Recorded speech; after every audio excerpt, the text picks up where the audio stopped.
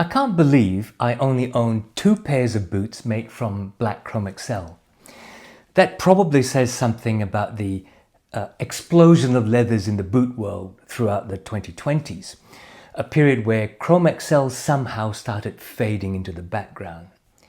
But that raises an interesting question. Is black Chromexcel actually the best leather for boots? Come with me on a philosophical journey.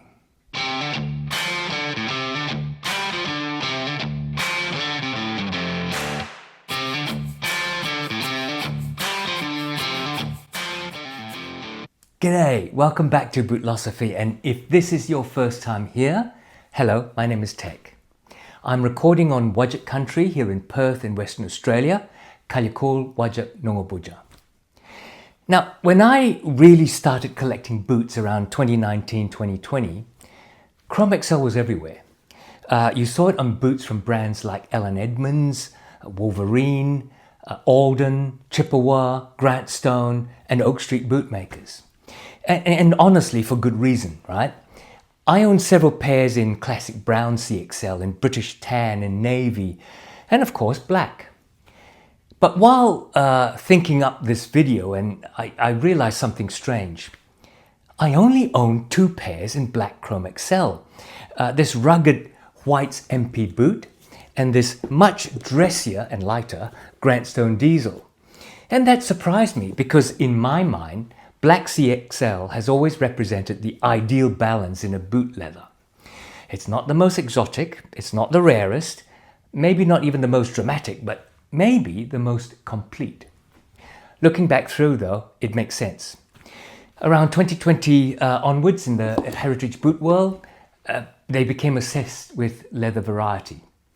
Brands like Truman and Parkhurst and even Grant Stone later started showcasing rough-out kudus, ramblers, waxy commanders, buffalo leathers, American and Asian, and eventually all kinds of heavily textured and experimental hides coming out of tanneries in Europe, India and China and parts of the US.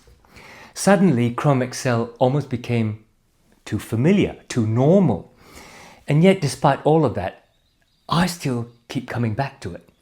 And I like it in black, because I honestly think black Chromexcel might be one of the most versatile and most appropriate leathers ever made for boots. So in this video, I want to explore that instinct a little bit more deeply. I want to look at the history of Chromexcel, the brands and makers that helped define the modern heritage boot scene with it, why black CXL works so well across rugged and dressy styles, how it wears, how it ages, how it develops patina, and finally how to actually take care of it properly. To understand why black Chromexcel works so well on boots, you first have to understand what it actually is.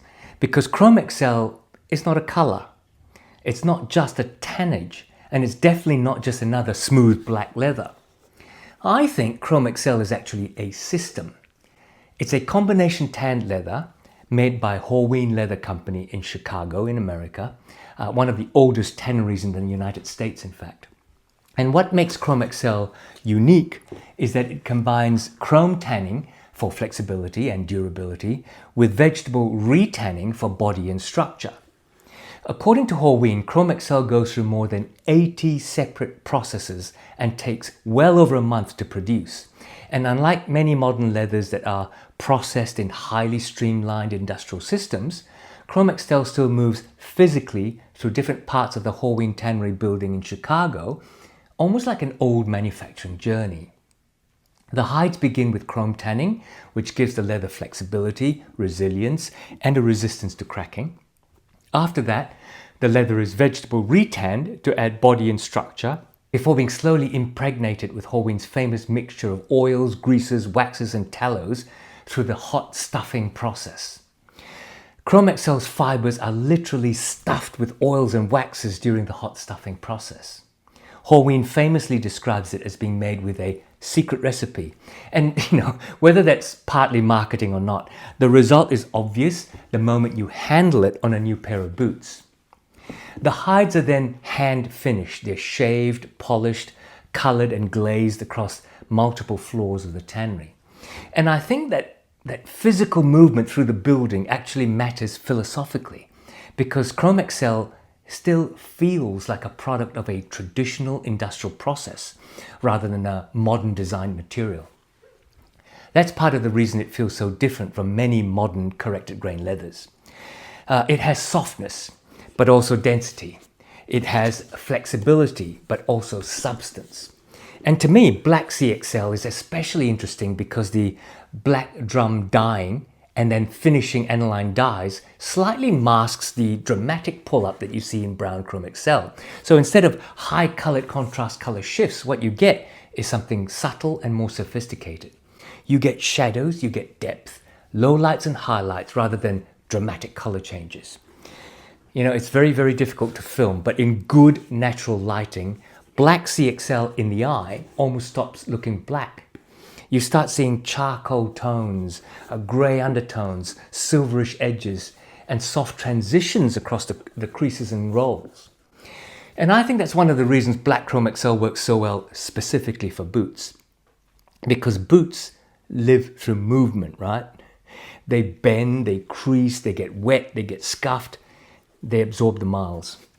And Chromexcel almost seems designed to make all of that look beautiful rather than damaged. Part of what makes Chromexcel so interesting is that it isn't some new experimental leather born out of the heritage boot boom. In fact, it is older than almost all of the brands currently using it. Horween developed Chromexcel over a century ago, with the tannery itself dating back to 1905 in Chicago.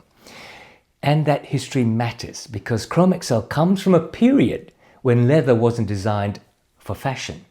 It was designed for function.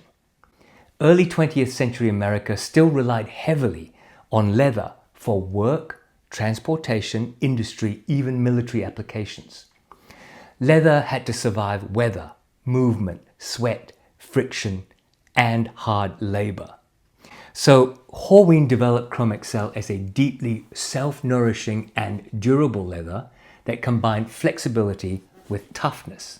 And I think you can still feel that origin in the leather today. Even now, Chromexcel feels practical first and luxurious second. And that's probably why it became so important during the modern heritage boot revival of the 2000s. When people started rediscovering Goodyear welted and stitched down boots, Chromexcel became almost the default leather of the movement. It represented old America, old tanning methods, old workwear traditions. Even new brands of that time, like Thursday, they tried to replicate the feel of CXL in their Mexican tanneries. For many enthusiasts, owning a pair of Chromexcel boots was almost a rite of passage. And while the boot world has since moved toward more exotic and experimental leathers, I think Chromexcel remains the benchmark that all of them are, quietly compared against. One of the most remarkable things about black Chromexcel is just how adaptable it is. There are very few leathers that can comfortably exist on both a heavy stitch down work boot and an elegant service boot without feeling out of place. But black CXL somehow manages it. You can put it on a rugged boot from White's Boots in a thick stitch down construction and it looks tough and almost industrial. This is White's MP boot in a heavier gauge black Chromexcel. It is exactly what a tough service boot should look like, should be made like, and should feel like. Heavy and protective, but also beautiful in its practical military design. It is a stitch down boot, but it's made using White's unique rolled welt stitch down, which you can learn more about from my review. I have taken this pair into the bush of the tropical parts of the Northern Territory in the wet, and I have used it on urban concrete, as well as taken it into the savanna desert of the Kimberley, and it has withstood everything I've thrown at it. It's got a brush and a wipe when I got back, and it's emerged looking better and better. The leather develops deep rolls. The oils might bloom on the surface slightly. The grain actually becomes extremely expressive, and the boot starts looking like a piece of equipment. But then you take that exact same leather and you put it on something sleeker, like a diesel boot from Grant Stone, and suddenly it becomes refined. Now, this is one of Grant Stone's most popular boots, the diesel boot, But I don't think this one in black Chromexcel and the leather outsole is as popular as some of the other rubber-soled models. I think that's an error by boot buyers. The Goodyear welted leather sole is flexible and breathable. Sure, it is slippery at first, but once you've worn it in, it is grippy enough under most city conditions, excepting on the wettest, smooth, slick tiles. As a design, the natural welt leather and the natural edge of the leather sole, I think, frames the black Chromexcel beautifully and makes it a dressy boot that stands out. The black color on top smooths everything out visually. The shine from the waxes starts to resemble polished calfskin from a distance, and the natural richness of Chromexcel gives the boot a depth of luster that many dressier corrected leathers just simply don't have. That is the magic of black CXL. It can move between worlds, and historically that flexibility made it one of the defining leathers of the early heritage boot revival. Brands like Wolverine used it heavily on the 1000 Mile, originally a work boot of its period. Oak Street bootmakers built much of their identity around Chromexcel.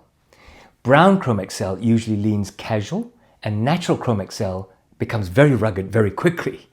But black Chromexcel can still work with denim, fatigues and flannel, while also pairing naturally with wool trousers, black jeans, coats and tailoring, depending on the style and the design of the boot. Now, one of the reasons so many people fell in love with Chromexcel in the first place is comfort, because despite being a fairly thick and substantial leather, it breaks in unusually quickly. It is quite stretchy, even in the heavier weights used by the Pacific Northwest brands. Part of that comes from the chrome tanning, of course, part comes from the oils and waxes that's infused in it, and part comes from how pliable the leather remains despite its weight. A lot of stiffer veg-tan leathers feel like they're fighting you during those first few months. Chromexcel usually doesn't. It tends to form around your foot rather than resisting it. And over time, that comfort becomes like almost slipper-like while still retaining enough structure to feel supportive. But comfort alone doesn't explain its reputation. Durability matters too. Now, Chromexcel isn't indestructible in the way some heavy work-oriented leathers are. It is not trying to be an unscratchable work leather or an extreme waterproof leather. But it stands up to heavy use, and what it does incredibly well is age gracefully. Scuffs will often brush out, even just by rubbing it with the heat of your thumb, because of the oils that's inside the leather. Surface scratches blend back into the surface quite easily. Creases will become rolls. And the leather gains character very quickly without looking destroyed. I think that's especially true in black, because black Chromexcel develops what I think is one of the most underrated patinas in the boot world. Brown leathers usually patina through color change. Black Chromexcel patinas through texture, sheen, luster, and contrast. Over time, the toe caps soften in the black color. The edges will lighten slightly, the grain becomes more visible, the flex points develop almost smoky grey undertones. A T-core effect develops where the brown undertones of the leather shows through with wear, because the black is an aniline stain on the surface rather than a paint that's struck through to the entire thickness of the leather. And eventually, the boots start looking less like black leather boots and more like a personal history. You start seeing where the leather has compressed, where the oils have shifted, where the sunlight has subtly affected the surface. It becomes less flat, less uniform, more yours. And unlike many black corrected leathers that simply crack or dull over in time, black CXL often becomes more attractive with wear. However, there is something called the Chromexcel lottery, because one of the defining characteristics of Chromexcel is also one of its biggest criticisms. It is inconsistent. And I don't necessarily mean that entirely negatively. Chromexcel is a relatively natural leather with a lot of character that's built into it. The grain can vary from hide to hide. Some pairs have beautifully tight grain, while others develop loose grain or heavy creasing very quickly, especially around the vamp. Two pairs of supposedly identical black CXL boots can age quite differently, and one can remain tight but the other can develop ugly wrinkles called loose grain, where the surface grain layer starts to separate from the lower fibers. And that unpredictability is what people refer to as the Chromexcel lottery. Now, part of this comes from the fact that Horween is still working with relatively natural hides that are only lightly smoothed out, rather than aggressively correcting and sanding everything into uniformity. And honestly, I think whether you love or hate the Chromexcel lottery depends on what you want from your boots. If you want absolute consistency, perfectly tight grain and predictable aging, then something like a highly refined European calf skin might make more sense for you.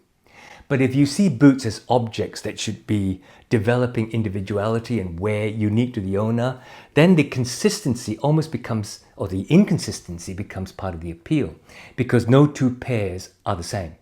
And personally, I think black Chromexcel handles this better than most colors. The black dye tends to hide some of the more dramatic visual variation, while still allowing the leather's depth and character to emerge over time. So even when black CXL becomes heavily creased or develops grain variation, it often looks rugged and attractive rather than messy in the way that brown CXL could. In a strange way, the Chromexcel lottery is really the price you pay for a leather that still feels natural and live.